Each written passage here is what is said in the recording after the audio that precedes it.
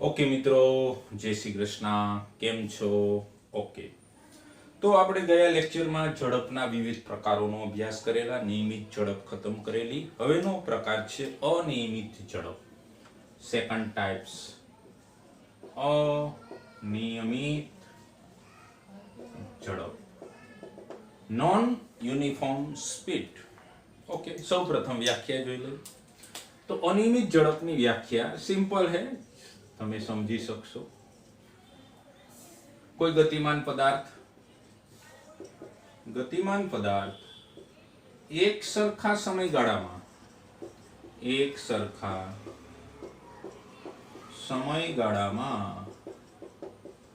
એક સમાન અથવા એક સરખું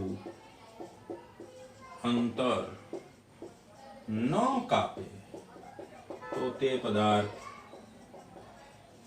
અનિયમિત ઝડપથી ગતિ કરે છે તેમ કહેવાય.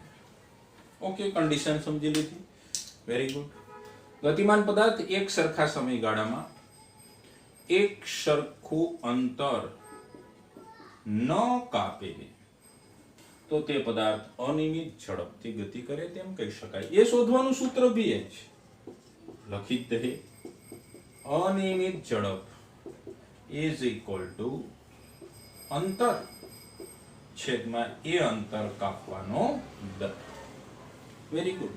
ઝડપ તો ધન જ હશે ભાઈ. નિયમિત ઝડપ હોય કે અનિયમિત ઝડપ હોય એ તો આપણે પેલા આગળના લેક્ચરમાં જોયું. ફોર એક્ઝામ્પલ, તમારી સામે છે આપણો ફિઝિક્સમેન O થી A ટ્રાવેલ કરે છે. પહેલા તબક્કામાં 5 મીટર અંતર કાપે છે. તે માટે એને સમય લાગ્યો 1 સેકન્ડ.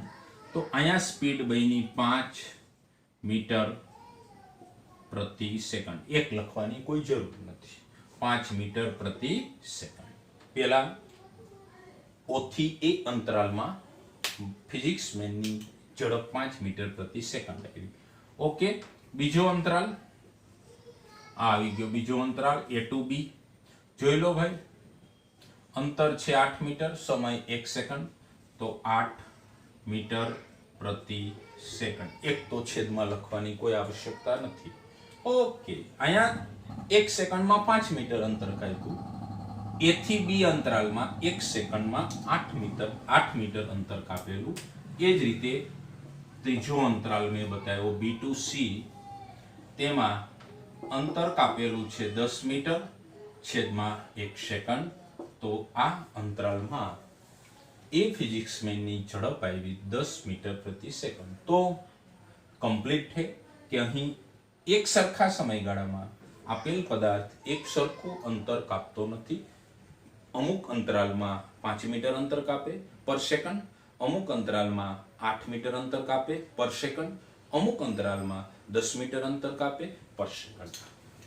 તો આ કેટેગરી બની ગઈ અનિયમિત ઝડપની કેટેગરી. તો આ બની ગયું આપેલ પદાર્થ અનિયમિત ઝડપથી ગતિ કરે છે. ઓકે, ઝડપ હંમેશા પોઝિટિવ રહેશે. તો અનિયમિત ઝડપ પણ તમે બધા દોસ્તો સમજી ગયા. અંતર ડિવાઇડેડ બાય સમય. અહીં દર 1 સેકન્ડે એટલે કે એક સરખા સમયમાં એક સરખું અંતર આપેલ બોડી કવર કરતું નથી, પૂરું કરતું નથી. આથી એ અનિયમિત ઝડપ છે. ઓકે, ત્યારબાદ હવે જે ઝડપ આવે દોસ્તો એ આપણી એનસીઆરટી બુકમાં ઘણા બધા દાખલા, પાયાની વસ્તુ ખાસ સાંભળો. ત્રીજો અંતરાલ આપણે ઝડપનો ડિક્લેર કરીએ છીએ, જે છે સરેરાશ ઝડપ. ત્રીજો અંતરાલ સરેરાશ ઝડપ.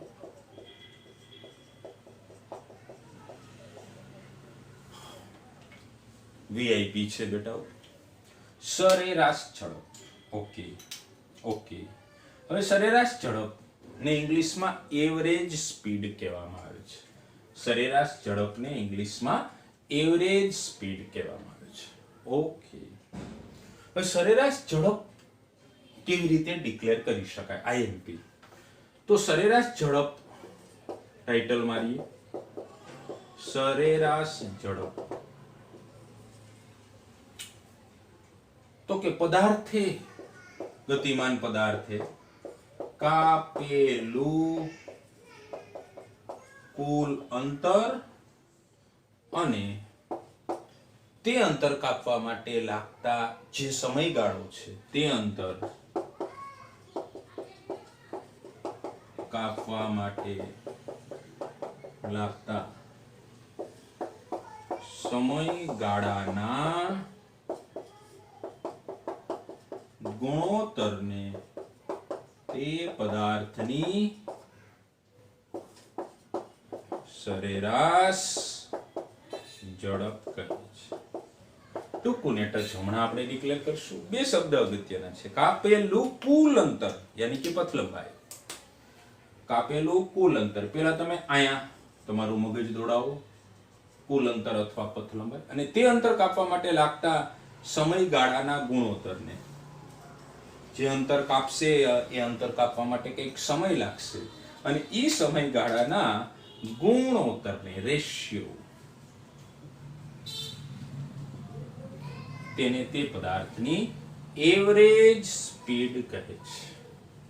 ઓકે, સૂત્રની મહિમા જોઈ લો.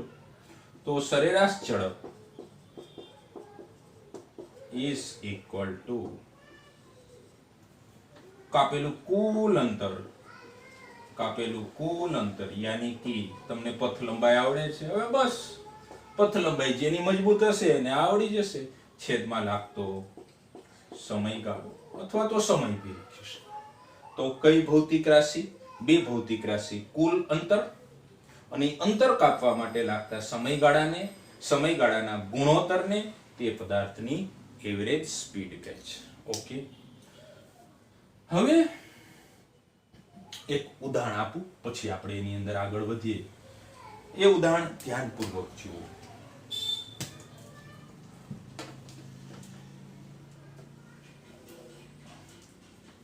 આ ધનેક્ષ, ઓકે, ફિઝિક્સ મેન ઓ બિંદુ પર બિરાજમાન છે.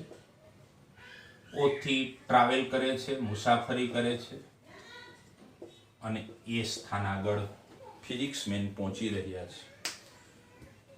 બધું તમને અહીં ડિટેલમાં સમજાવીશ. માત્ર ફિઝિક્સ મેનનો એક જ યામ બદલાશે, એક જ યામ ચેન્જ થશે, જે એક યામ ચેન્જ થશે. એટલે આ સુરેખ પથ પર ગતિ કરે છે, અથવા તો વન ડાયમેન્શન મોશન. ક્લિયર? સરસ. હવે આગળ વધી. ઓથી એ ગયા ત્યારે એને કાપેલું કુલ અંતર, આ કુલ અંતર છે દોસ્તો. કુલ અંતરને હું કહી દઉં છું delta x. Delta x, okay, મેં કુલ અંતરને ડેલ્ટા એક્સ કહી દીધું. અને એ અંતર કાપવા માટે કંઈક સમયગાળો લાગશે. એ સમયગાળો હું ડેલ્ટા ટી કહી દઉં. ઓકે, સમયગાળાને મેં ડેલ્ટા ટી કહી દીધું. ઓથી એ મુસાફરી કહી દીધી. થોડું સમજજો. ફિઝિક્સ મેં નીકળ્યા ઓથી એ. ઓથી માનો કે ઇધર પહોંચ્યા ફિઝિક્સ મેં, ત્યારે મને એની સ્પીડ ખબર નથી. માનો કે ઓથી એ નીકળ્યા, અહીંયા એની સ્પીડ 5 મીટર પ્રતિ સેકન્ડ. ફરીથી અહીંયા મેં ભાઈને જોયા ત્યારે એની સ્પીડ 10 મીટર પ્રતિ સેકન્ડ છે. વળી મેં અહીંયા પહોંચ્યા ત્યારે ટહુકો કરેલો કે ફિઝિક્સ ભાઈ તમારી સ્પીડ કેટલી? તો 15 મીટર પ્રતિ સેકન્ડ. હર પોઈન્ટ ઉપર ઓ થી એ પહોંચે તો હર પોઈન્ટ ઉપર એ ભાઈની સ્પીડ અલગ અલગ હશે. અને એવું તો બને ને ભાઈ, આ તો વ્યવહારિક છે.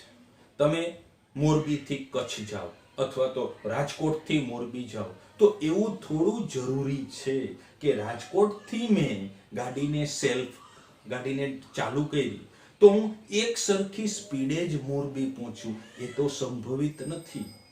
વચ્ચે ઘણી બધી અડચણો આવે. હા, જો રોડ ક્લિયર કટ હોય, રોડ ઉપર ટ્રાફિક ન હોય, તો મારી સ્પીડ 100 કિલોમીટર પ્રતિ અવર હોય. જો સ્પીડ બ્રેકર આવે તો મારી સ્પીડ 20 કિલોમીટર પ્રતિ અવર થઈ જાય, કે ટ્રાફિક હોય તો મારી સ્પીડ 5 કિલોમીટર પ્રતિ અવર છે. એમ cut cut cut cut cut cut cut cut cut કરતા હું રાજકોટ થી મોરબી પહોંચું. મારી બધે એક સરખી સ્પીડ નથી.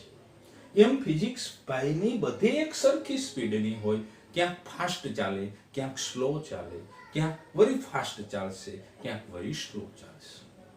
ઓકે, તો આ બધા O અને A થી કાપેલું કુલ અંતર ડેલ્ટા x, સમયગાળો ડેલ્ટા t છે. તો સરેરાશ ઝડપ આપણે ડિક્લેર કરીએ છીએ ત્યારે શું કરીએ? તો ઝડપને સ્પીડ કહેવાય. ઝડપને ઇંગ્લિશમાં સ્પીડ કહેવાય. અહીંયા બધા ધ્યાન આપશે. ઓકે, જે મેં તમને 5-6 વખત સમજાવ્યું. ઝડપને આપણે દર્શાવશું v વડે, સ્મોલ v વડે, સ્મોલ v વડે. ઓકે, v વડે ઝડપને કેના વડે દર્શાવાય? સ્મોલ v વડે. Okay, very good. આ ઝડપને આપણે v વડે દર્શાવશું. સ્પીડ એટલે s એમ નહીં, એના ઇંગ્લિશના નામ પરથી નહીં. ઝડપને v વડે દર્શાવો.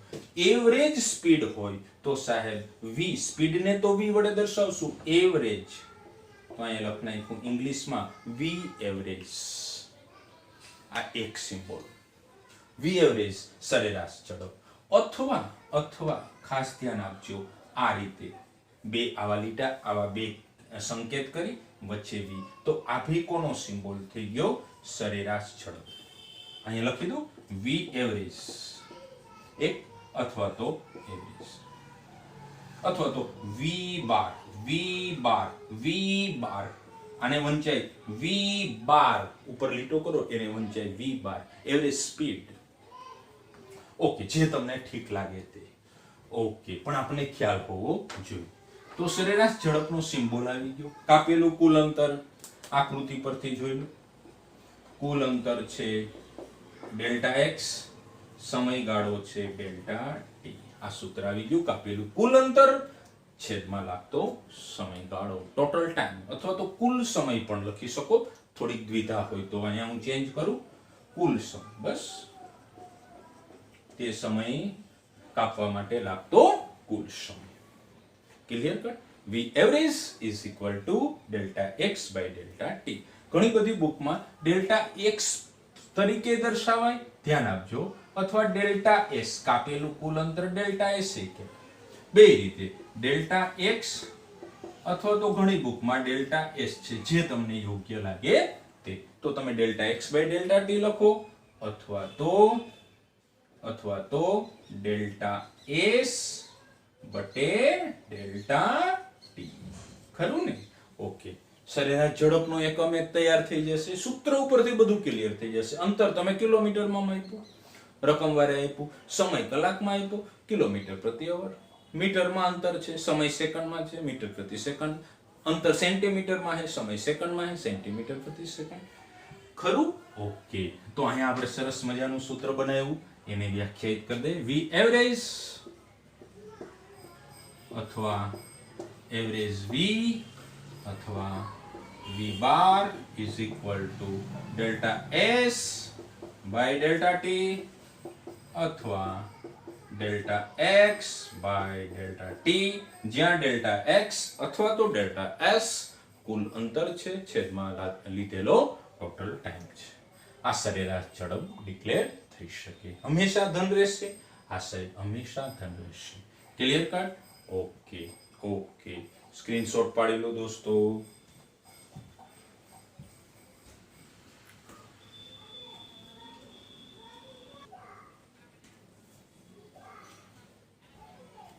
ચાલો મિત્રો, એનો એક દાખલો સરસ મજાનો તમારા મગજમાં ફિટ કરું, મગજ ચાલતું થઈ જશે. ઓકે, સર્કલ એ બિંદુ થી ગતિની શરૂઆત, વિષમ કડી. હવે તો બધું કમ્પ્લીટ. પછી સરેરાશ ઝડપમાં ઘણા બધા કેસ આવશે, જે આગળના લેક્ચરમાં આવશે. ત્રીજી આર છે દોસ્તો. ફિઝિક્સમેન એ બોડીથી ગતિની શરૂઆત કરે છે વિષમ કડી દિશામાં. ઓકે, અહીંથી ગતિની શરૂઆત કરી, એક ભ્રમણ પૂરું કરે છે. બધા ક્લિયર છે? હવે એક ભ્રમણ પૂરું કરે ત્યારે મેં તમને સમય આપી દીધો 1 કલાક લાગે છે. 1 કલાક એને એક ભ્રમણ પૂર્ણ કરવા માટે ઇધર સે ચલા ઇધર આયા, એક ચક્કર કમ્પ્લીટ, ત્યારે એને સમય 1 કલાક લાગે. બસ કંઈ કરવાનું નથી. તો હું હવે એવું જરૂરી નથી અહીંથી ફિઝિક્સમેન ચાલ્યો અહીં સુધી, માનો કે આયા ફિઝિક્સમેન પહોંચ્યા, ફાસ્ટ પહોંચ્યા, ઝડપી, પછી એ ભાઈ અહીંથી ઇધર આયા, માનો કે આને નામ આપી દે એટલે તમને મજા આવે, બી થી સી, અહીંયા ફાસ્ટ ચાલ્યા, અહીંયા ધીમે ધીમે ચાલ્યા, વાતો કરતા કરતા, વળી સી થી ડી ઇધર આયા, વળી આ ભાઈમાં એટલા ભાગમાં ફાસ્ટ ચાલે, એટલા ભાગમાં સ્લોલી ચાલે, ઓકે, વળી ડી થી એ જવાના, slowly slowly slowly, fast fast fast fast, એમ કરીને એને ચક્કર પૂરું કર્યું. તો ક્યાંક નિયમિત ઝડપ છે, ક્યાંક અનિયમિત ઝડપ છે. ઓકે, એવા સંજોગોમાં આપણે સરેરાશ ઝડપથી આ વસ્તુ ક્લિયર કરીએ છીએ. ખરું ભાઈ, ખરું. હવે અહીં ત્રિજ્યા મેં તમને આપેલી છે, ત્રિજ્યા મેં તમને આપી દીધી 10 કિલોમીટરની ત્રિજ્યા છે. ઓકે, આ સર્કલ છે એની ત્રિજ્યા 10 કિલોમીટર છે. તો સૌથી પહેલા તમને કહે કે 1 કલાકનો સમય છે એક ચક્કર પૂર્ણ કરવા માટે. એક ચક્કર પૂરું થાય છે, એક ભ્રમણને અંતે એક ભ્રમણ પૂરું થાય તે દરમિયાન એ ભાઈની વી એવરેજ શોધો. આપણે હવે સિમ્બોલ જ વાપરીશું, સરેરાશ ઝડપ શોધો. તો સૌથી પહેલા વી એવરેજ નું સૂત્ર મૂકો, ગણતરી ધ્યાનપૂર્વક જુઓ એટલે તમારું મગજ કામ કરવા માંડશે. વી એવરેજ ઇઝ ઇક્વલ ટુ કાપેલું કુલ અંતર, કાપેલું કુલ અંતર, ડેલ્ટા એક્સ કહો તો ભી ચાલે, આ રીતે વ્યાખ્યાયિત કરો તો ભી ચાલે, છેદમાં ટોટલ સમય અથવા તો કુલ સમય. ઓકે, એક ભ્રમણમાં મારે આની એવરેજ સ્પીડ કાઢવાની છે. સૌથી પહેલા સમય મને આપી દીધો 1 કલાક, એટલે એ તો રેડી થઈ ગયું. આપણી હોશિયારી ક્યાં છે? કુલ અંતર. અને હવે કોઈ નહીં શીખવાડે, એક ભ્રમણ પૂરું થાય ત્યારે કુલ અંતર કેટલું? વર્તુળના પરિઘ જેટલું, છેદમાં સમય લાગે છે 1 કલાક. 1 કલાક. ઓકે, મને ત્રિજ્યા બેન આપી દીધા 10 કિલોમીટર, રજૂ કરીશ તો 2 પાઈ ઇન્ટુ 10 કિલોમીટર છેદમાં 1 કલાક. ઓકે સાહેબ, 10 and 2 20 પાઈ ડિવાઇડેડ બાય 1, એકમ તો આવશે હો મિત્રો, કિલોમીટર પ્રતિ અવર. જોઈ લો, ખરું? આ વી એવરેજ ધન આવી, આ ધન આવી. ઓકે, તો આ વી એવરેજ 20 પાઈ. પાઈની વેલ્યુ તમે મૂકો 3.14, સાદું રૂપ આપો, અથવા 22/7, તો વી એવરેજ આવી ગઈ. ઓકે ઓકે, વી એવરેજ એટલી. હવે તમને એમ પૂછે આમાં તમને કહાની સંભળાવે. હવે મેં સમય 10 કલાક કરી નાખ્યો, 10 કલાક, અને ભ્રમણ મેં પૂરા કરી નાખ્યા 50 ભ્રમણ પૂરા કરે છે ફિઝિક્સમેન, મોતનો કૂવો. 50 ભ્રમણ પૂરા કર્યા, અને એ 50 ભ્રમણ પૂર્ણ કરવા માટે એને ટોટલ સમય 10 કલાક લાગે. તો હવે વી એવરેજ શોધો. કરી શકો? હા હા, સમયના સ્થાને તો 10 કલાક બિરાજમાન આવી જશે. હવે 50 ભ્રમણ પૂરા કરે, એક ભ્રમણે 2πr, તો 50 ભ્રમણે કેટલું? મારે તો એટલું જ કરવાનું છે ને. હાલો આ રીતે બતાવી દઈએ. ઘણા હોશિયાર છોકરા તો ડાયરેક્ટ કરી નાખે, એક ભ્રમણે 2πr, તો 50 ભ્રમણ દરમિયાન કુલ અંતર કેટલું? આ તો બધાને આવડતું હોય, ચોકડી ગુણાકાર કરી નાખો, 50 × 2πr લખ નાખો, અહીંયા 50 ભ્રમણની સંખ્યા. આ શું? ભ્રમણની સંખ્યા. હવે હિસાબ કરવાનો છે. ત્રિજ્યા તમને 10 આપી છે તો 10 પુટ કરો, સમય તમને 10 કલાક આપી છે, તમારો જવાબ આવ્યો. ઓકે, પણ હવે તમે સાંભળો, અત્યારે સરેરાશ ઝડપ જ ચાલે છે. હવે એક સરસ મજાનો એમાં પોઈન્ટ લઈએ.